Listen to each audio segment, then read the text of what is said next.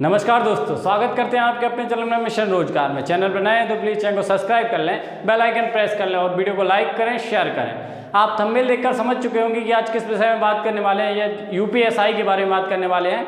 आपको पता होगा कल इसका रिजल्ट जारी हो चुका है, तो एक समझने वाली बात है कि ये जो कट ऑफ इन्होंने जारी की है ये फाइनल कट ऑफ है ना, क्योंकि रनिंग के बाद जो बच्चों को सिलेक्ट किया गया है उनके अकॉर्डिंग ये फाइनल कट ऑफ बनाई गई है कि उनमें से कितने बच्चों का सिलेक्शन होगा, है ना।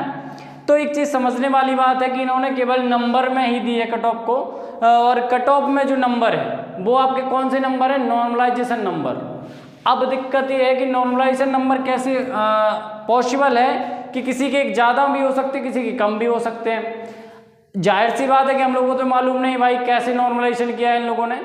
और इन्होंने एक और चीज़ बहुत ही बुरी की है, विभाग ने बहुत ही खिलवाड़ वाली बात कर दी है, बहुत ही गलत किया है बच्चों के साथ। उन्होंने केवल स्कोर कार्ड में केवल नॉर्मलाइजेशन नंबर जो दिए गए हैं आपके वो दर्शाए हैं। इसके बाद ना तो आपके कोई ये दिए कि कितने सही हैं कितने गलत हैं, ना ये दिया कि आपके कितने एग्जैक्ट नंबर थे, नॉर्मलाइजेशन के बाद घटे हैं या बढ़े हैं, ऐसा कुछ उन्होंने स्कोर कार्ड में नहीं दिया। मैं आपको स्कोर कार्ड जरूर स्क्रीन पे दिखाऊंगा, आप देख रहे होंगे साइड में आपके स्क्रीन पे शो हो रहा होगा एक स्कोर कार्ड, जो कि एक बच्चे का है, उसने मुझे भेजा था। उसके कुछ पॉइंट्स उसका रह गया है, उसे बड़ी दुख की बात है कि भाई पॉइंट से भी पॉइंट में वो रह गया है ना।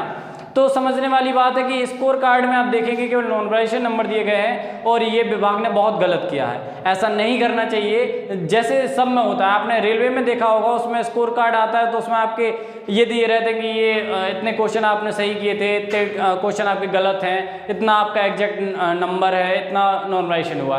और आपने देखा होगा पैट का जो रिजल्ट आया था, स्कोर कार्ड देखा होगा, उसमें भी सेम यही सिचुएशन रही थी कि आपके मतलब जो नॉर्मलाइजेशन मार्क्स थे वो भी दिए थे और जो एग्जैक्ट मार्क्स थे वो भी दिए थे। लेकिन उन्होंने ऐसा नहीं किया। इन्होंने सबसे बड़ी यही बात की है क्योंकि इस पे पिछली बार जो 2016 की वैकेंसी थी उस पर इसी पे सवाल उठाए गए थे कि मतलब नॉर्मलाइजेशन कैसे हुआ, है ना। सिचुएशन यही बन रही थी कि नॉर्मलाइजेशन का कोई पता नहीं था कैसे नॉर्मलाइजेशन करते हैं, और उन्होंने कोई ऐसा एग्जैक्ट बताया भी नहीं था। उस हिसाब में नॉर्मलाइजेशन में बहुत बच्चे बाहर हो गए थे। तो इस बार भी वही रहा है, वही उनका पूरा फंडा रहा है ना। देख लीजिए फिर से हम लोग एक बार कट ऑफ कल हम बता चुके थे आपको अपने चैनल पर। हाँ, तो एक नज़र हम लोग कल वाली जो कट ऑफ आई थी, फाइनल कट ऑफ जारी हुई थी, उस पर नज़र डाल लेते हैं। ये आपके नॉर्मलाइजेशन नंबर के अकॉर्डिंग कट ऑफ दी गई है। तो आप जो आपके एग्जैक्ट मार्क्स हैं जो आपने आंसर की में देखे थे वो नहीं चलेंगे। ये आपका जो स्कोर कार्ड है जो उसमें मार्क्स आए नॉर्मलाइजेशन मार्क्स, उसके अकॉर्डिंग कट ऑफ है, तो उसी से आप चेक करें। इसके बाद आप सबसे पहले जनरल कैंडिडेट की बात कर लेते हैं। तो भाई जनरल कैंडिडेट के लिए 316 गई है। कितनी गई है भाई? 316 नंबर, है ना। ये पॉइंट में भी आप ध्यान रखें, कुछ लोग पॉइंट में ही बाहर हुए हैं तो इसलिए मैंने इसके बाद वाले पॉइंटों को लिख दिया है ना। 3 डिजिट तक इसके पॉइंटों को लिख दिया है, सेम 3 तक की दिक्कत होती है। इसके बाद अगर फीमेल कैंडिडेट की जनरल कैटेगरी में बात करते हैं तो 296, कितना भाई? 296 गई है। इसके बाद ईडब्ल्यूएस की बात करेंगे तो ईडब्ल्यूएस में मेल कैंडिडेट के लिए 303 गई है और फीमेल के लिए इसमें कोई कट ऑफ नहीं रखी गई है। सेम रहेगी जो जनरल के लिए है, मतलब वही इसमें ईडब्ल्यूएस में भी रहेगी। यहाँ उन्होंने अलग अलग नहीं, दोनों के लिए एक ही कट ऑफ जारी की है, ईडब्ल्यूएस और जनरल के लिए।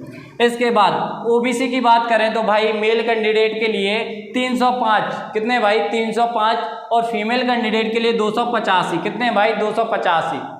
एससी कैंडिडेट की बात करते हैं तो 279 गई है। कितनी गई है भाई? 279। किसकी? एससी कैंडिडेट में, मेल कैंडिडेट की। इसके बाद अगर फीमेल कैंडिडेट की बात करें तो इसमें गई है 57, कितनी? 257, कितनी भाई? 257। इसके बाद आप पॉइंट में आप लोग देख सकते हैं, मैंने पॉइंट लिख रखा है, अगर देखना चाहें तो आप पॉइंट में भी देख सकते हैं क्योंकि पॉइंट में भी बहुत लोगों को दिक्कत हुई है। इसके बाद एसटी की बात करें, एसटी कैटेगरी की बात करेंगे तो उसमें मेल कैंडिडेट के लिए 244, कितना भाई? 244, और फीमेल कैंडिडेट के लिए 223 नंबर, है ना, 223। अब जो आप ये कट ऑफ देख रहे हैं ये आप किस नंबर से चेक करेंगे? तो आप ये नॉर्मलाइजेशन मार्क्स से चेक करेंगे, और उसके लिए आपको क्या करना होगा? अपना स्कोर कार्ड डाउनलोड करना होगा, है ना। या फिर आप एक और काम कर सकते हैं, जो ये चयनित विद्यार्थी हैं, जो सिलेक्ट विद्यार्थी हैं, उनकी PDF आ चुकी है, एक लिस्ट आ चुकी है, उसमें भी आप अपना नाम चेक कर सकते हैं ना। अब बात कर लेते हैं कि दरअसल बात क्या है। आपने थंबनेल में देखा होगा। अब उस चीज़ के बारे में बात करेंगे कि विभाग ने हमारे साथ क्या धोखा किया है।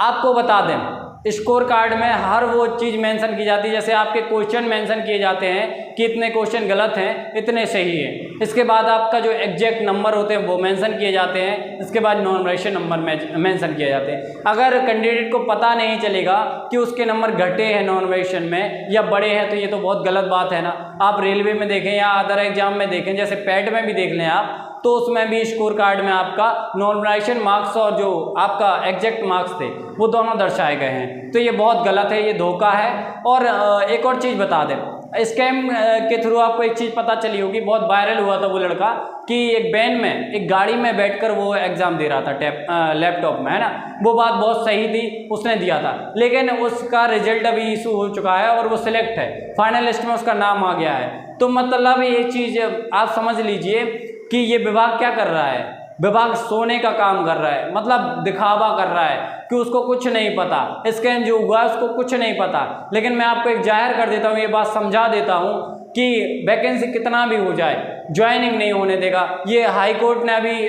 जारी किया था कि ज्वाइनिंग पर रोक लगा दी गई है। तो ऐसा है कि जब तक निष्पक्ष जांच नहीं होगी ना, तब तक ये वैकेंसी ज्वाइनिंग तक नहीं पहुंच पाएगी। हाँ, हो सकता है कि ये लोग अभी मेडिकल करा दें, मेडिकल के बाद ट्रेनिंग भी दे दें, लेकिन ट्रेनिंग के बाद ये बच्चों को रोक देंगे, उसके बाद ये ज्वाइनिंग नहीं करवा सकते, क्योंकि जब तक ये फाइनल नहीं होगा, ये कोर्ट में जो वैकेंसी है वो अटकी रहेगी, तब तक ज्वाइनिंग नहीं हो पाएगी, है ना। लेकिन निष्पक्ष जांच होनी चाहिए। और इसमें बहुत से अच्छे बच्चों का नुकसान होता है, जो बच्चे मेहनत करके वहाँ तक पहुँचे हैं उनका नुकसान होता है। जो बच्चे अभी सिलेक्ट हो गए हैं उनको मैं एक बार फिर से बधाई देना चाहता हूँ, वो बधाई के पात्र हैं जिन्होंने मेहनत की है। और जो फर्जीवाड़ा से सिलेक्ट हुए हैं, जिन्होंने बहुत फर्जीवाड़ा किया है और ये स्कैम में जो शामिल हैं, उन लोगों से मैं एक चीज़ ज़रूर कहूँगा, आप कितना भी बच लें, आप ज़रूर पकड़े जाएंगे, आप ज़रूर इस भर्ती से बाहर होंगे। मैं हमेशा यही कहूँगा, सच का साथ दुनिया देती है और निष्पक्ष जांच सच की पड़ताल करती है ना। तो ऐसे ही हमारे साथ बने रहें, अपना प्यार दिखाते रहें। थैंक यू सो मच, फिर मिलेंगे। जय हिंद।